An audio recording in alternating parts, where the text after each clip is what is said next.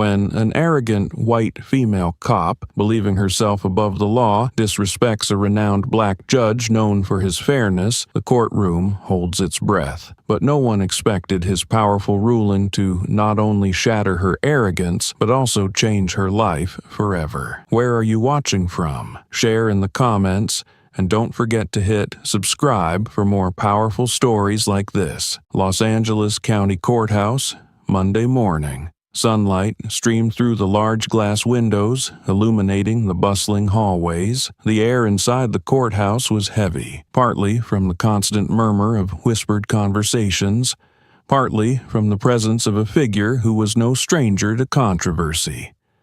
Rebecca Carter. Rebecca was a white female police officer, well known not just for her competence but also for her arrogance. She had dodged trouble numerous times, hiding behind her badge. But this time, things were different. She was charged with reckless driving, running a red light, and nearly hitting an elderly pedestrian, Edward Lopez. The incident had not only injured Mr. Lopez, but also raised serious questions about Rebecca's ethics and professional conduct. The case quickly became the talk of the town, especially since it would be presided over by Judge Marcus Grant, a black man celebrated for his fairness and strict adherence to the principle that everyone is equal before the law. Inside the courtroom, the seats quickly filled. Journalists, lawyers, and onlookers sat in silence, their eyes brimming with curiosity as they awaited Rebecca's arrival. Some hoped she would finally face the consequences of her actions, while others doubted whether her privilege and connections would allow her to escape punishment once again. As the room grew thick with tension, the door creaked open. Rebecca entered, her neatly pressed police uniform catching the light. She carried herself with the demeanor of someone used to being the center of attention. Head held high, her cold gaze sweeping across the room as if no one present was worthy of her notice.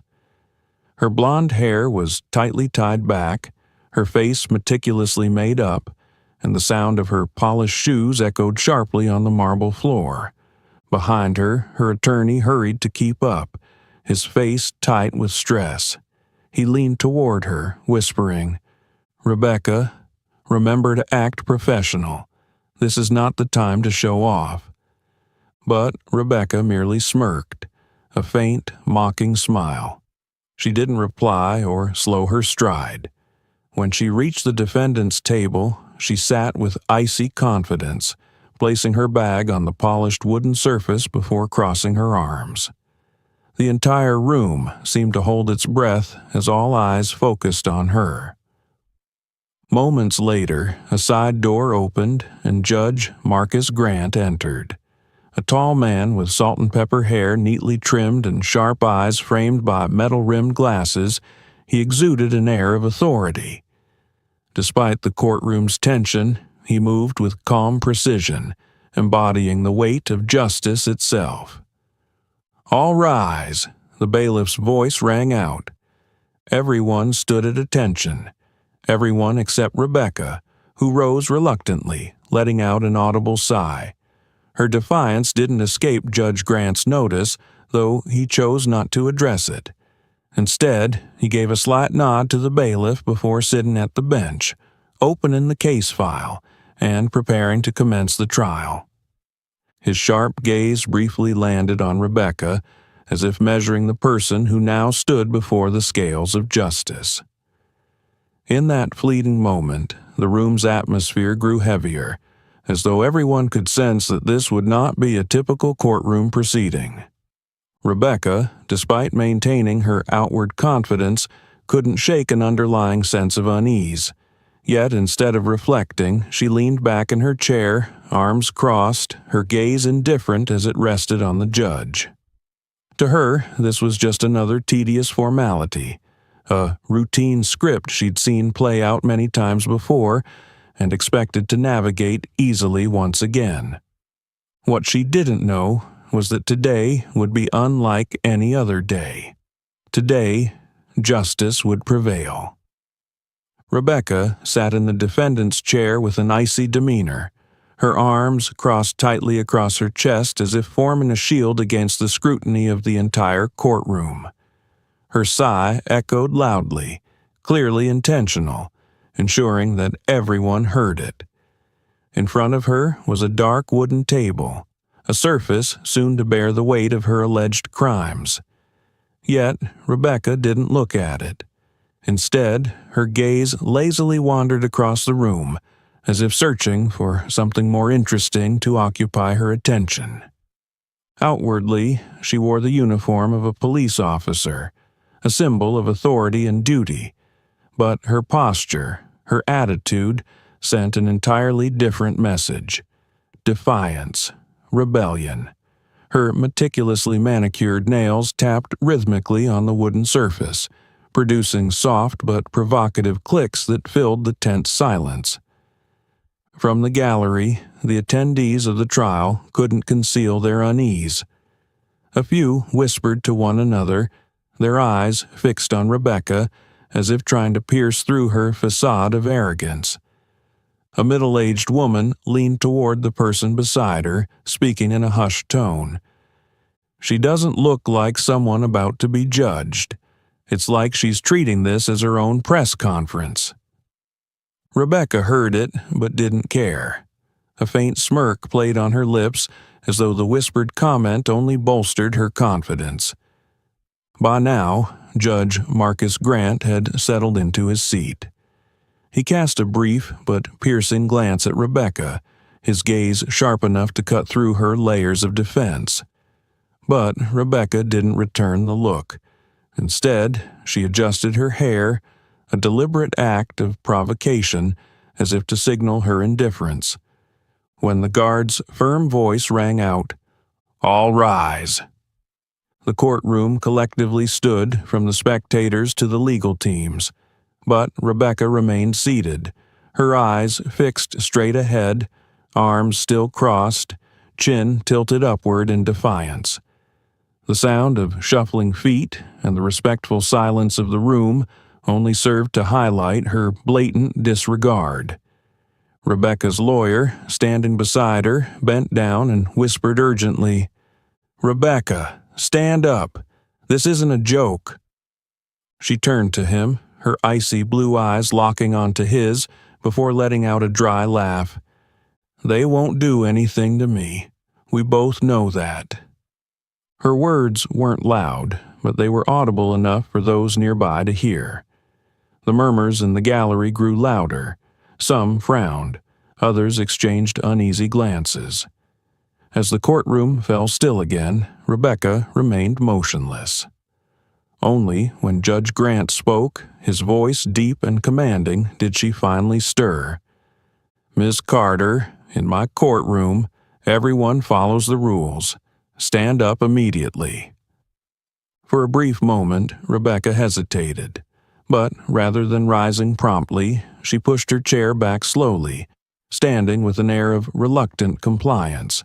Her hands rested on her hips, her lips curling into a mocking smile. The sharp clicks of her high heels echoed as she adjusted her stance, clearly designed to draw attention. Now standing, she slouched lazily, her body language screaming that her compliance was purely begrudging. Judge Grant, his face impassive, maintained his unwavering gaze on her, silently delivering a message.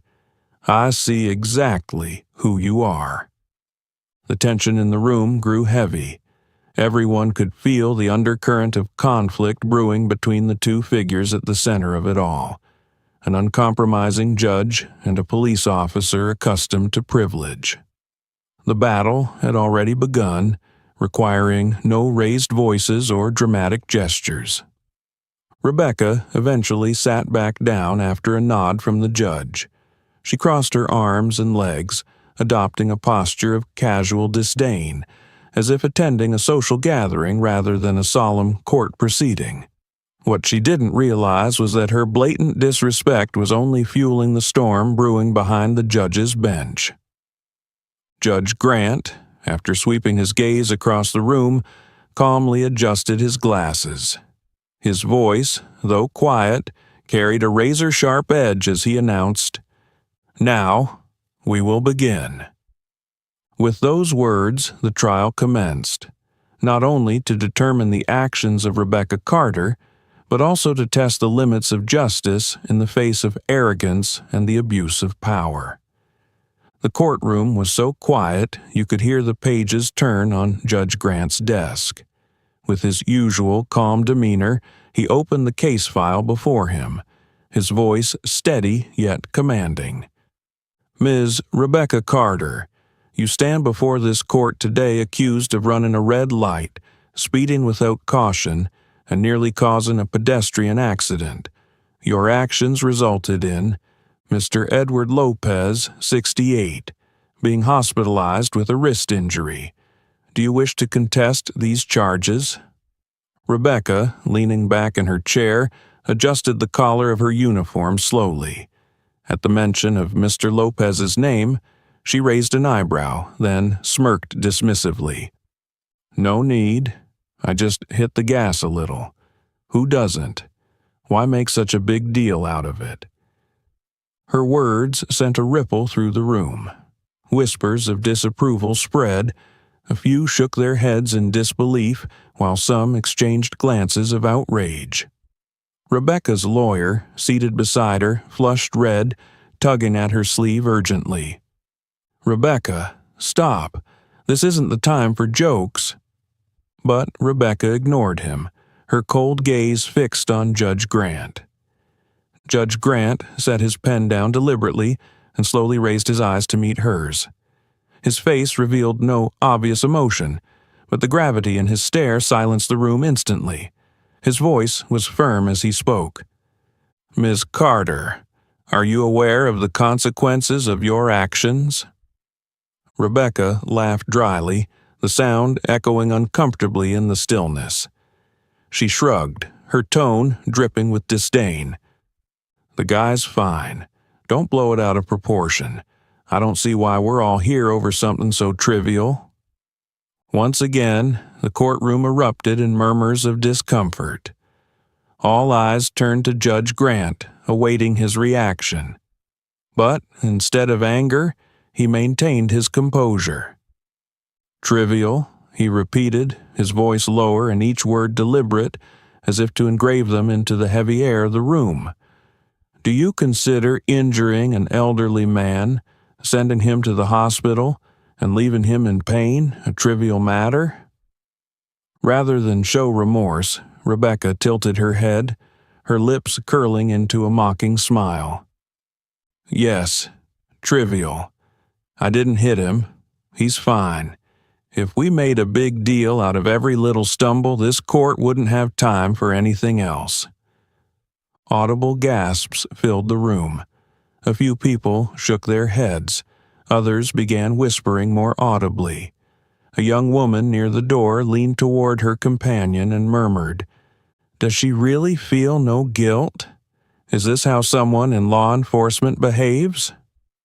Judge Grant took a deep breath, his gaze flickering briefly with disappointment.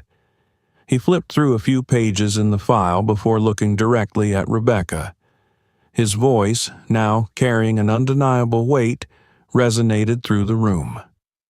"Ms. Carter, as a police officer, your duty is to protect the public, not to disregard their safety and lives. Your actions were not only a violation of the law, but also a reflection of recklessness and irresponsibility. Do you truly believe you've done nothing wrong?" For the first time, Rebecca straightened her posture, a faint hesitation crossing her face, but she quickly recovered, her voice steady and tinged with sarcasm. "I did what I had to do. If Mr. Lopez hadn't stepped onto the street carelessly, this wouldn't have happened." A loud gasp was heard from the audience. All eyes locked on Rebecca, astonished that she could deliver such a callous response. Judge Grant paused for a moment, his gaze sweeping across the room, capturing the indignation on every face. He removed his glasses and leaned back in his chair, his tone quieter but no less authoritative. "Ms. Carter, you're not just standing before the law. You're standing before your own responsibility. If your attitude and behavior go unchecked today, what comes next? Another reckless act? A graver consequence? Perhaps a life lost?" His words seemed to hang in the air, pressing down on everyone in the room. Rebecca, though her expression remained defiant, faltered in the silence. A subtle flicker of uncertainty betrayed her confidence, a crack so slight yet unmistakable under the sharp gaze of Judge Grant. She didn't realize it yet, but what lay ahead would be a turning point, a moment where her arrogant facade would begin to unravel piece by piece. A heavy silence enveloped the courtroom as Judge Grant paused midway, his stern gaze fixed on the security guard standing near the door. His voice was calm yet commanding. "Bring in Mr. Edward Lopez." The rear door of the courtroom creaked open, and an older man stepped inside. Edward Lopez, 68, thin and frail, wore a rumpled shirt, his right arm bandaged and supported by a sling. He didn't glance around, taking slow, deliberate steps, his gait slightly labored. Every eye in the room turned toward him, including Rebecca's. Rebecca, who had been leaning back with an air of confidence, suddenly straightened up. Her eyes darted quickly to Lopez, her lips curling into a faint, forced smile. Yet his presence didn't elicit guilt or fear in her, only irritation. Lopez stopped at the front of the courtroom, facing the judge's bench. Judge Grant nodded slightly, a gesture of respectful acknowledgement. He looked at Lopez with piercing but empathetic eyes before turning his attention to Rebecca. "Miss Carter," Judge Grant's voice dropped, each word carrying weight. "This man, Edward Lopez, is the person you nearly hit. Look at him." Rebecca didn't react immediately. She leaned back in her chair again, casting a fleeting glance at Lopez as if he wasn't worth more than a moment of her attention. "I've said this before," she began, her tone dismissive. "I didn't hit him. People are just overreacting." A few people in the courtroom exhaled audibly, unable to hide their frustration.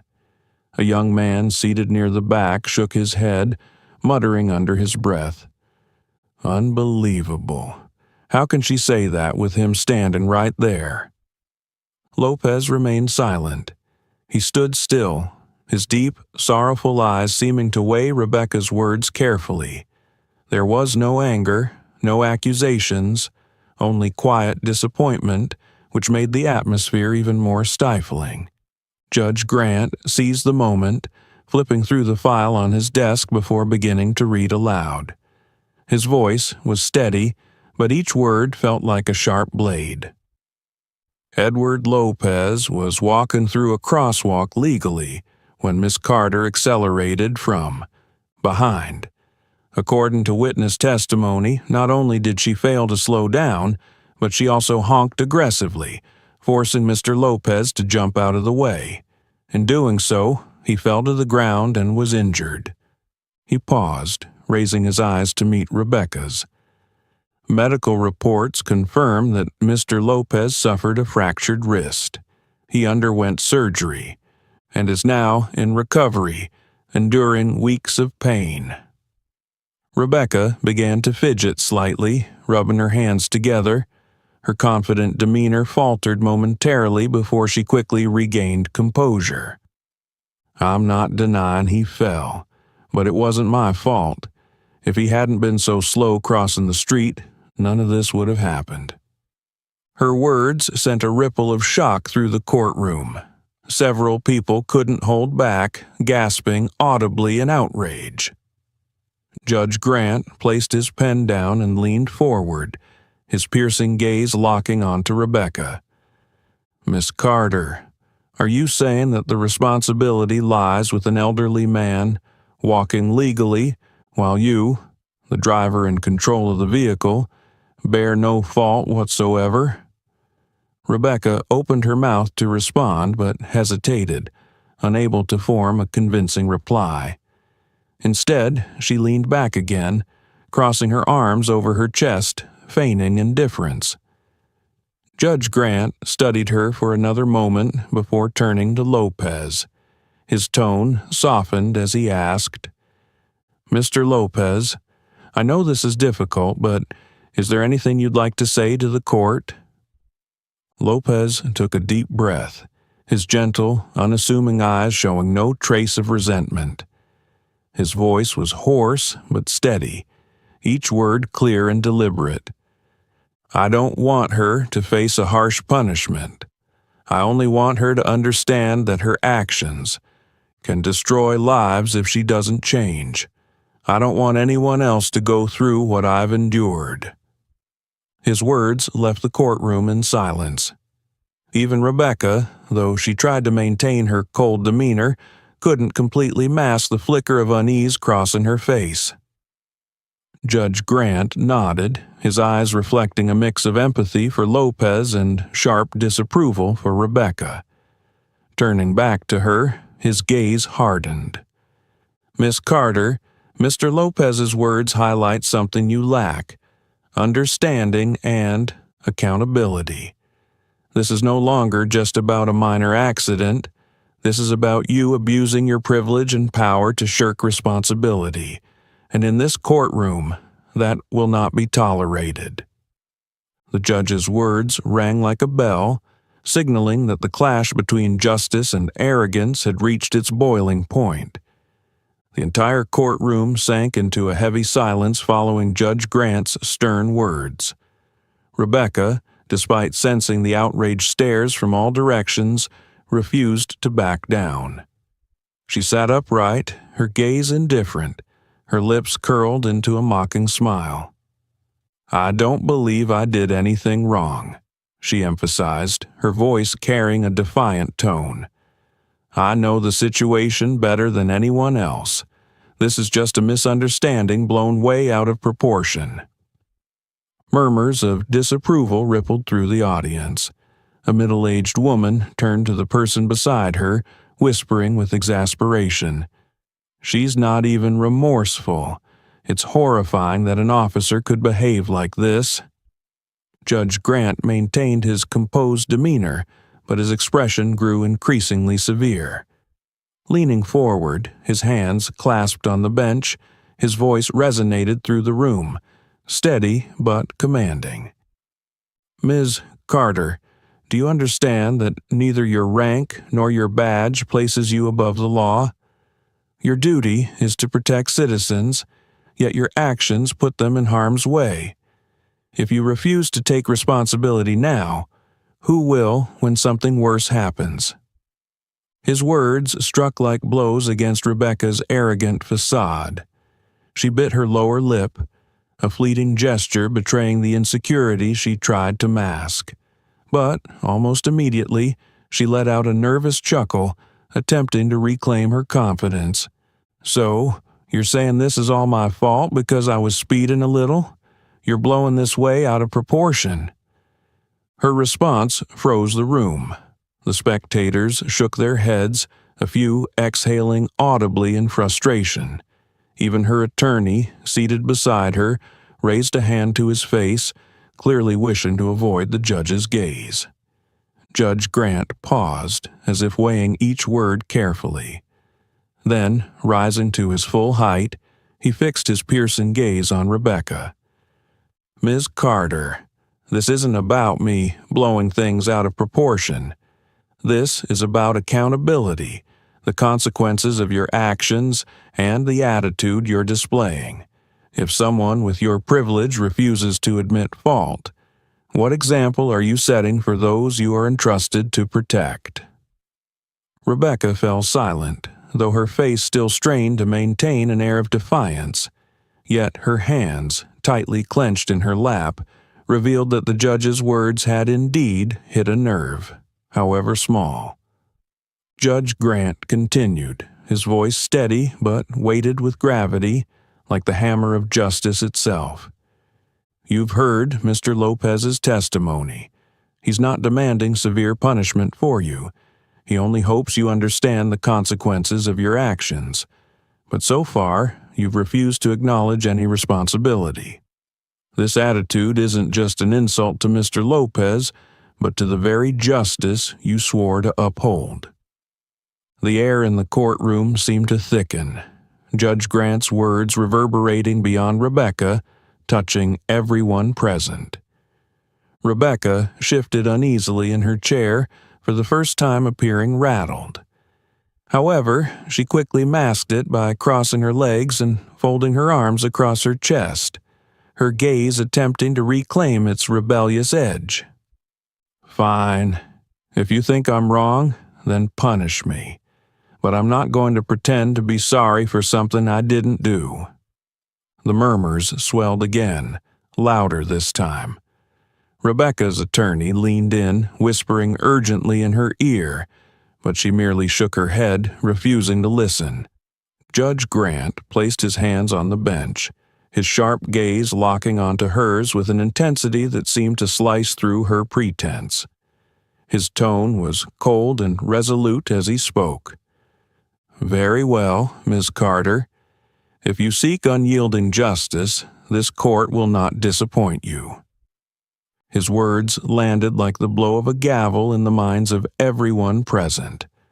Confronted by a judge unwilling to tolerate arrogance or evade responsibility, Rebecca may not have foreseen the reckoning awaiting her.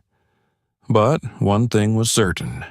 Her complacency was about to come at a high cost. Judge Grant paused for a moment, his piercing gaze directed at Rebecca, before he glanced down and flipped through a few pages in the file before him.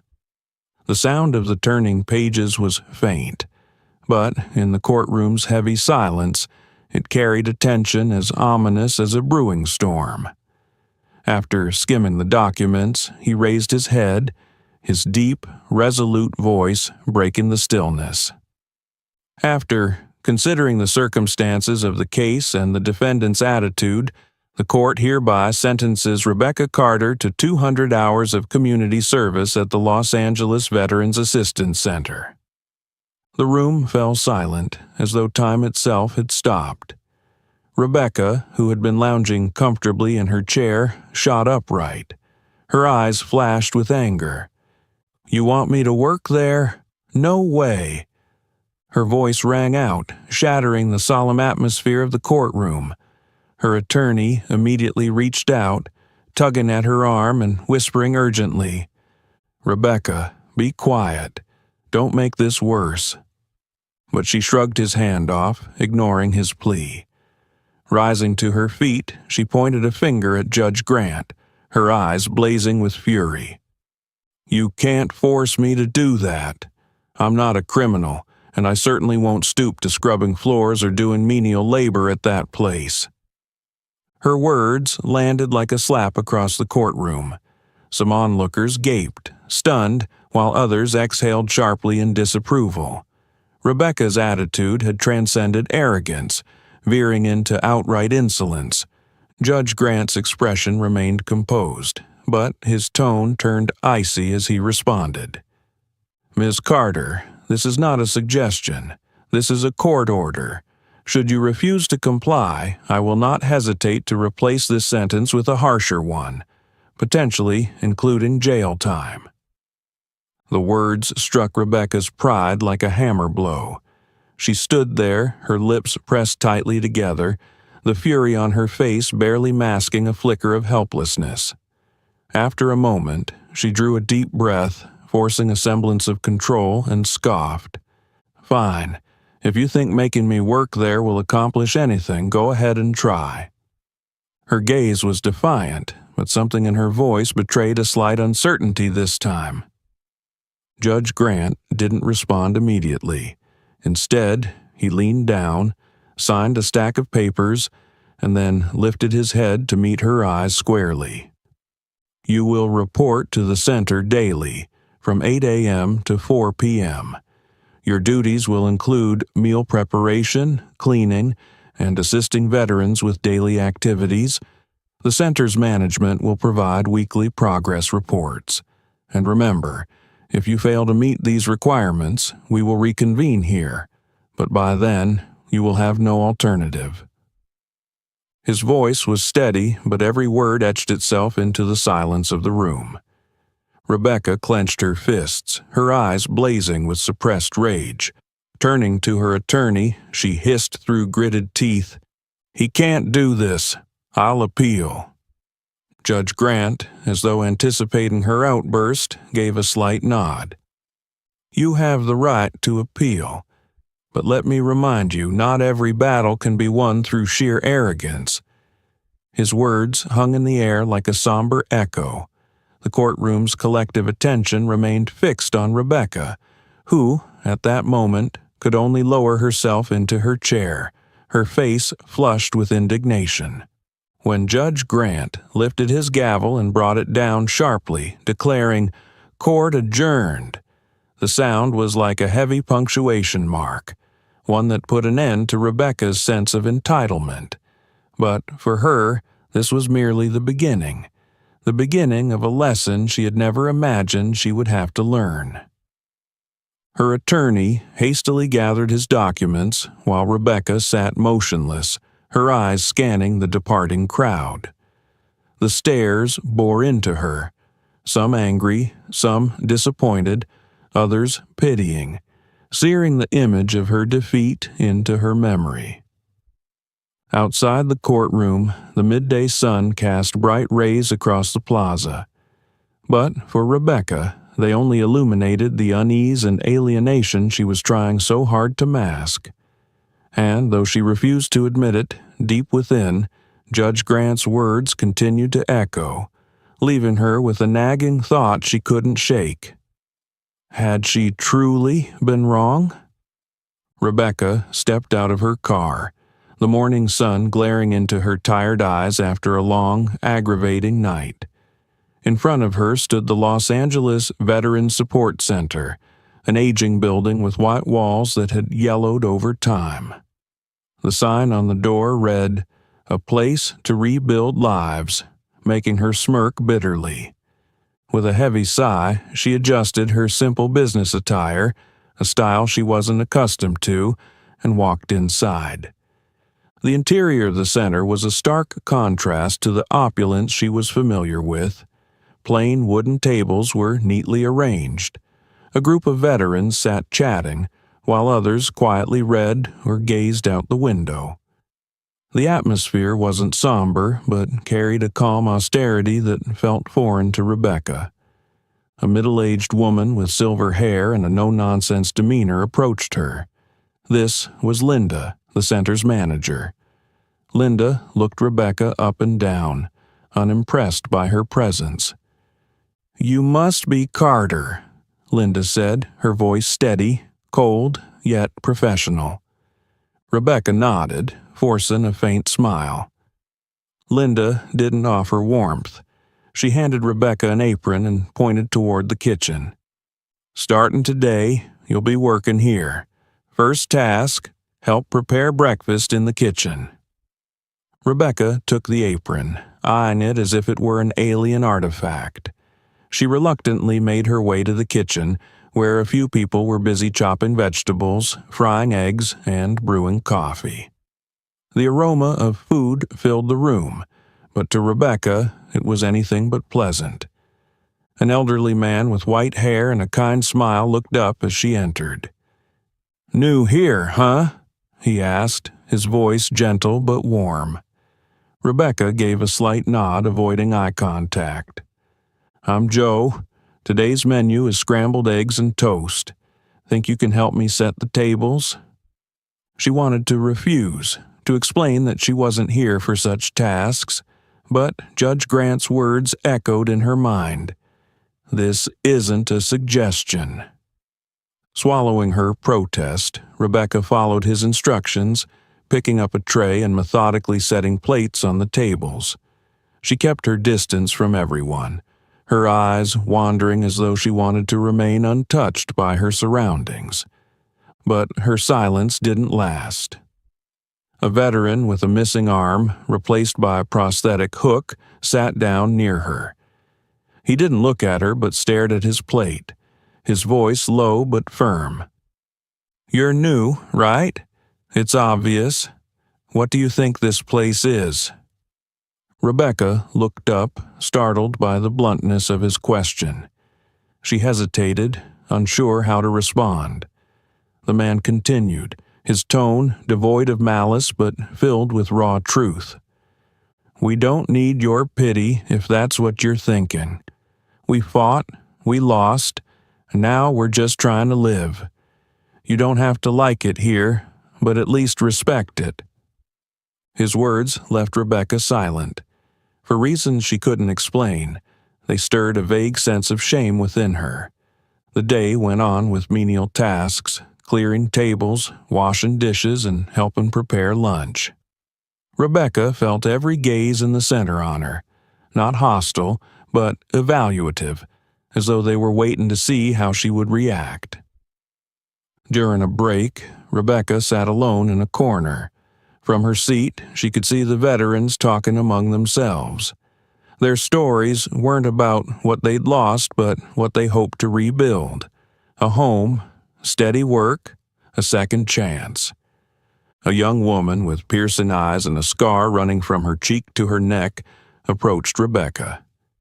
She sat down, placing a cup of coffee in front of her, and met her gaze directly. "I'm Maria," she said, her voice soft but confident.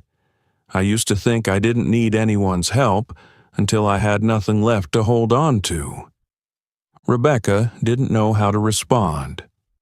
Maria offered a faint smile, her eyes seeming to see through the facade Rebecca had constructed. "You don't think you belong here, but maybe you can learn something if you're willing to listen." Maria's words, paired with her penetrating gaze, unsettled Rebecca for the first time. She looked down at her hands, still slightly soapy from washing dishes. For the first time that day, Rebecca didn't feel angry or frustrated. She only felt lost, not with this place, but with herself. When the lunch break began, Rebecca sat at a corner of the table, trying to avoid the gazes of those around her. The plate of food in front of her had gone cold, but she didn't care. Her senses were attuned to the murmured conversations in the room, every story seemingly weaving through the air and finding its way to her ears. Across from her, a middle-aged man with a sturdy build but tired eyes placed his food tray down. He wore an old shirt, its sleeves rolled up to reveal a long scar running down his forearm. He looked at Rebecca, his gaze not judgmental but observant, as though he was trying to uncover a piece of her true self. "I'm James," he said, his voice deep and hoarse, yet carrying an indescribable steadiness. "You're new here, aren't you?" Rebecca nodded, trying not to reveal her discomfort. James smiled, a smile etched with the marks of time and harsh experiences. "I've been here for a year," he said, his voice light, but with each word carrying a strange weight. "That was when I lost everything." Rebecca couldn't resist her curiosity, even though she didn't want to admit it. She looked at him, her hesitant gaze silently inviting him to continue.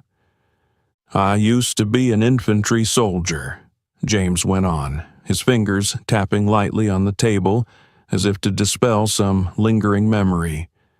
"I spent nearly 10 years fighting in places you probably only know from the news. When I came back, I thought I'd be welcomed as a hero. But no one told me that when the war ends, the real battle begins." James paused, his eyes gazing into the distance as if searching through his memories. "I lost my wife, my home, even myself," he said, his voice trembling slightly but still composed. "I used to think I'd sacrificed everything to protect freedom for people like you, but sometimes I wonder if they remember that freedom comes with responsibility." Those words pierced through Rebecca's mind like a sharp blade. She glanced down at her hands, hands that had once gripped the wheel with arrogant confidence, careless of the consequences. She struggled to find a response, but every word seemed to choke in her throat. James continued, his voice devoid of blame, but filled with stark honesty. When you do something, whether it's small or significant, it leaves a mark. You might not see it right away, but one day it'll come back. You have the choice to decide what that mark will be, a wound or hope. Rebecca remained silent, her eyes fixed on James. In that moment, she no longer saw a veteran sitting before her. She saw herself, a person living without a clear purpose, lost in arrogance and complacency. James picked up his tray and stood. Before leaving, he paused and looked directly at her. "I'm not telling you this story so you'll pity me. I'm telling you so you understand that every one of us is responsible for what we do, and that responsibility can't be ignored, no matter how hard you try." Rebecca watched James as he walked away from the table. His words echoed in her mind, repeating like a lesson she couldn't evade. In that moment, Rebecca's familiar arrogance didn't completely disappear, but it wavered. For the first time, she felt that perhaps she didn't fully understand the world around her, and that she needed to change before it was too late. Lunch ended, and Rebecca returned to her work, but she no longer approached it with the reluctance she had that morning. She began to listen, to observe the people she once looked down upon. In her heart, a question began to take shape. If these people could rise after losing everything, why couldn't she change herself? The days that followed passed slowly, but no longer carried the heavy weight they initially had. Rebecca began to adapt to the rhythm of the center, from preparing meals and cleaning tables to chatting with the veterans. At first, she kept her distance, speaking little and doing just enough to complete her tasks. But gradually, everything around her, the people, their stories, and their genuine smiles, started to seep into her world. One morning, while Rebecca was mopping the kitchen floor, she heard laughter echoing from the dining hall. Curious, she glanced through the open door and saw Joe, the kind-hearted man she had met on her first day, telling a humorous story about his early days in the military. The people around him were laughing heartily, not because the story was particularly funny, but because of the warmth and vibrancy Joe brought to it. Rebecca found herself smiling, a real smile, free of reluctance or sarcasm. That afternoon, she noticed Maria, a young woman with a long scar, struggling with a heavy box of food supplies. Without much thought, Rebecca stepped forward and gently took the box from Maria's hands. "Let me help you," she said, her voice soft but sincere. Maria looked at her, a flicker of surprise in her eyes quickly replaced by a grateful smile. "Thank you," Maria replied, her voice gentle but steady. Rebecca didn't expect this small gesture to leave any lasting impression, but it became the first step in breaking down the barriers she had erected between herself and the others. Day by day, Rebecca began to listen more. The stories of those around her were no longer fragmented words, they became weighty lessons. Joe shared about the long, lonely months he spent missing his family during the war. Maria talked about learning to love herself again after both physical and emotional scars. James, who had once irritated Rebecca with his blunt remarks, became someone she sought advice from. One afternoon, while helping distribute meals, Rebecca realized that the things she had once dismissed as mundane, cleaning, serving, or simply offering a smile, held profound significance for the people here. These small acts not only brought comfort, but also conveyed respect and empathy. One day, as she sat alone in the corner of the center's yard, Rebecca looked down at her hands. Hands she had once taken pride in as symbols of strength and power. Now they were slightly calloused from the physical work, but she didn't feel discomfort. Instead, she felt a sense of peace. She remembered her first days at the center, walking in with disdain, convinced she didn't belong. But now, she realized that her power and privilege didn't make her better than the people here. It was her actions, her care, and her ability to listen that truly defined her worth as a person. Rebecca wasn't someone who could completely change in just a few days, but the arrogance that had once been a part of her was slowly being replaced by a humility she hadn't expected. One evening, as the veterans gathered to watch an old movie, Rebecca took the initiative to bring extra drinks and snacks for them. Maria, sitting in the front row, glanced at Rebecca and smiled. "You've changed a lot," Maria said, her eyes filled with gentle admiration. Rebecca, still a bit self-conscious, simply smiled and nodded. "I think I still have a lot to learn," she replied, admitting for the first time a truth she had never dared to face before. That night, as she left the center, Rebecca looked up at the star-filled sky. A strange, yet comforting feeling washed over her, a sense of lightness, as if she had just let go of a burden she hadn't realized she was carrying. Rebecca's transformation didn't come from a single moment, but from a series of small experiences, each one gradually erasing her prejudices and sense of entitlement. And while she didn't yet know what she would do after completing her community service, she was certain of one thing: she would never be the person she once was. Rebecca's footsteps echoed through the courthouse hallway, carrying a mix of tension and serenity. The courtroom door creaked open, and she stepped inside, stripped of the arrogance she had worn like armor on her first day. Instead, she appeared in simple attire, her face devoid of makeup and her eyes steady yet softened. In the courtroom, eyes turned toward her, not with the disdain or judgment of before, but with curiosity and hope. A few observers noticed a profound shift in her demeanor. Rebecca no longer walked with the air of entitlement, but with the quiet confidence of someone who had learned something profound. Judge Marcus Grant was already seated, his presence commanding behind the bench. His sharp gaze was no longer heavy with disdain, but carried a tempered edge.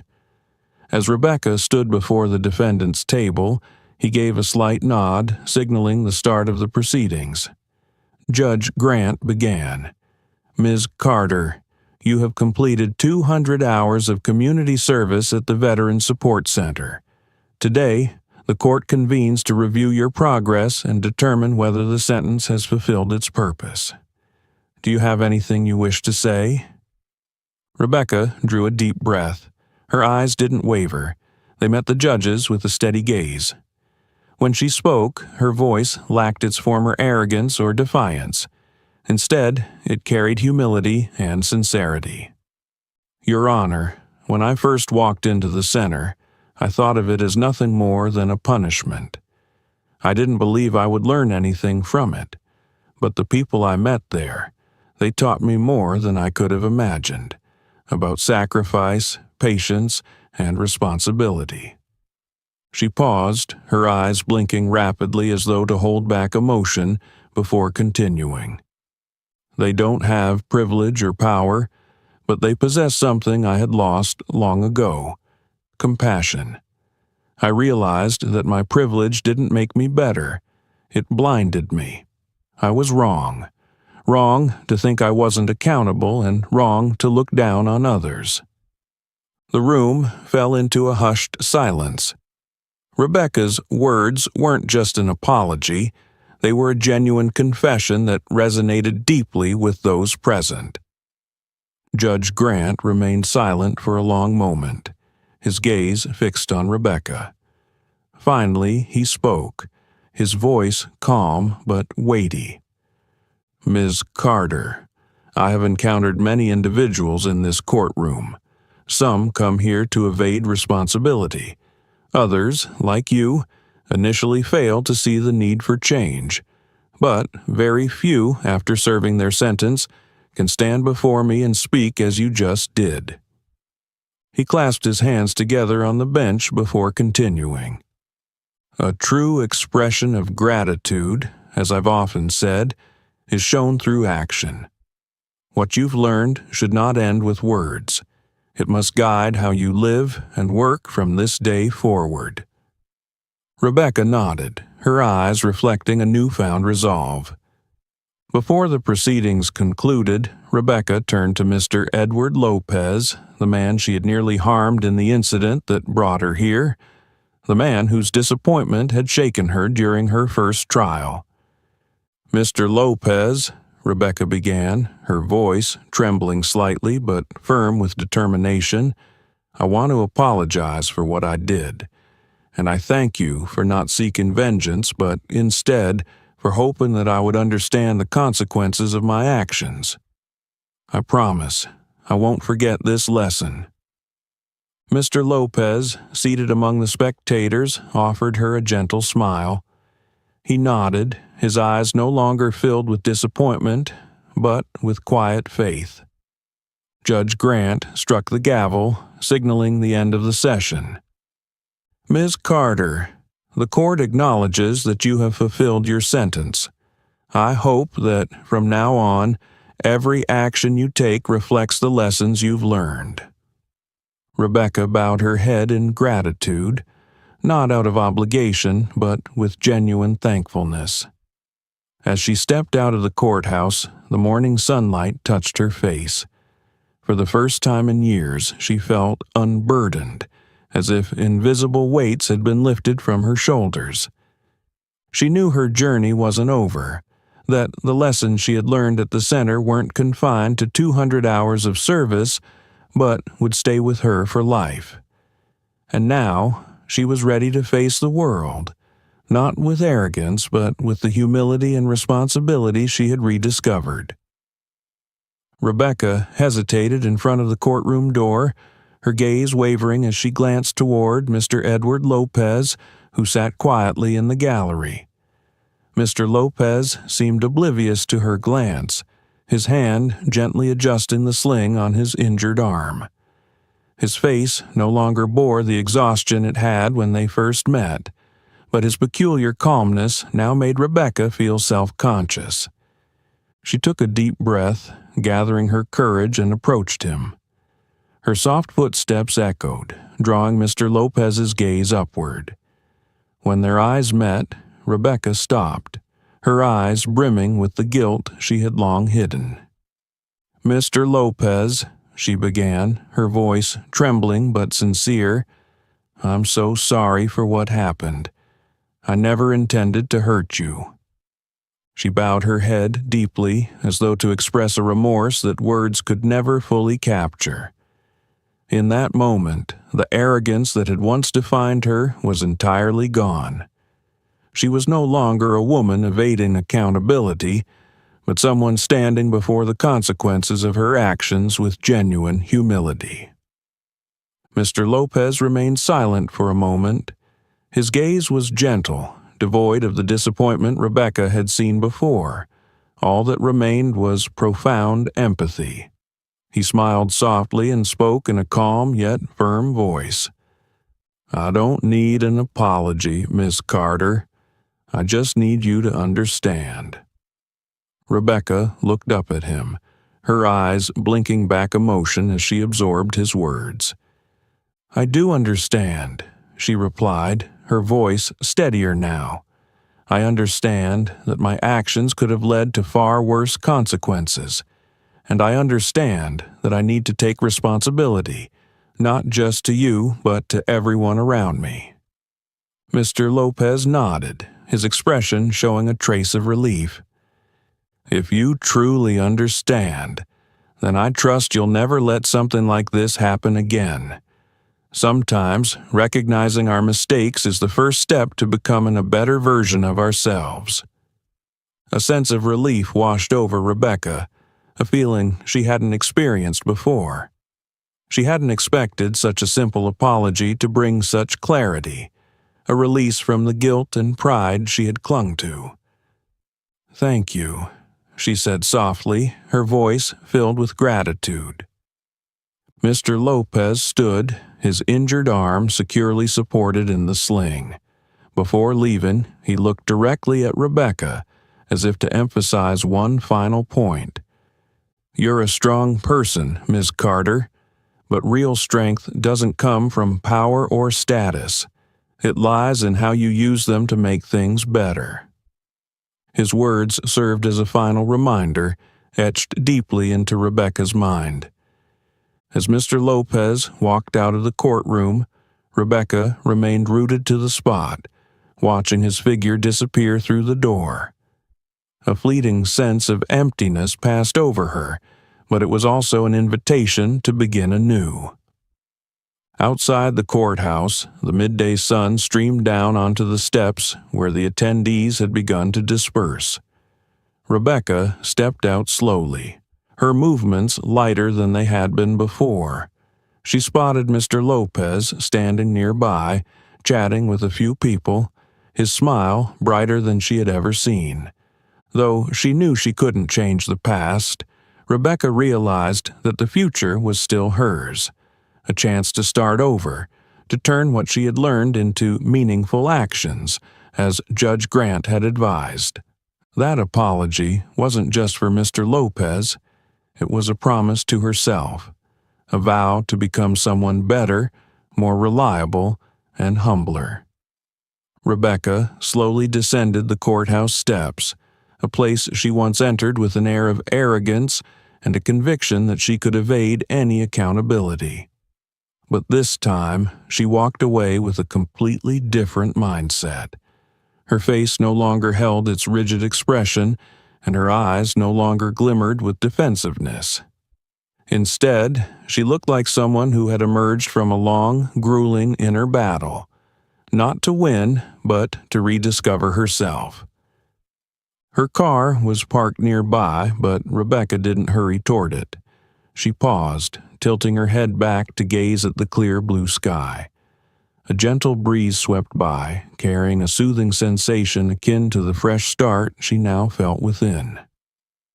2 days later, Rebecca stood before the familiar doors of the Los Angeles Veterans Support Center. This time, there was no heavy burden as she stepped inside, only an inexplicable sense of peace. A few veterans recognized her immediately. Joe, the ever-smiling and kind-hearted man, approached her with a look of surprise. "Rebecca, I thought you completed your community service," he said, smiling warmly but with a hint of curiosity in his eyes. Rebecca nodded, her smile gentle. "I did, but I wanted to come back. This time, not because I have to, but because I truly want to help."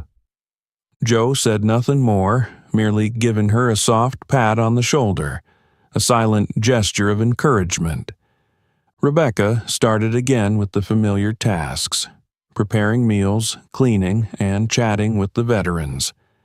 But this time, these actions no longer felt like a burden. They became a way for her to connect with the people who had profoundly changed her life. One afternoon, as she was sorting through donation boxes, Maria, a woman with a long scar down her cheek, came to stand beside her. "You really came back," Maria said, her tone a mix of surprise and quiet joy. "I made a promise to myself," Rebecca replied, her voice calm yet resolute. "If they can rebuild their lives despite everything they've lost, then I have no excuse not to try." As time passed, helping at the center became an integral part of Rebecca's life. She not only took on daily tasks but also took the initiative to organize fundraisers, seek sponsorships, and connect the center with the broader community. Rebecca's story began to spread, becoming a living testament to the power of transformation and compassion. She was no longer seen as the arrogant police officer once criticized for her abuse of authority, but as a symbol of redemption and the ability to rebuild a life. Rebecca never forgot the harsh early days at the center. James's blunt words, Maria's steadfast yet gentle gaze, and, most of all, Mr. Lopez's forgiving smile. Those lessons didn't just reshape her view of the world, they reshaped her. Rebecca's journey reminds us that privilege does not exempt us from responsibility. Change doesn't come from authority or force, but from empathy, understanding, and sincere action.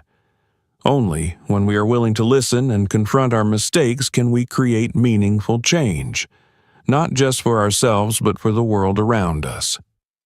With a lighter heart and a clear purpose, Rebecca walked the new path she had chosen, not with a badge on her chest but with humility and a determination to live more responsibly each day. Rebecca's story is not just one of atonement.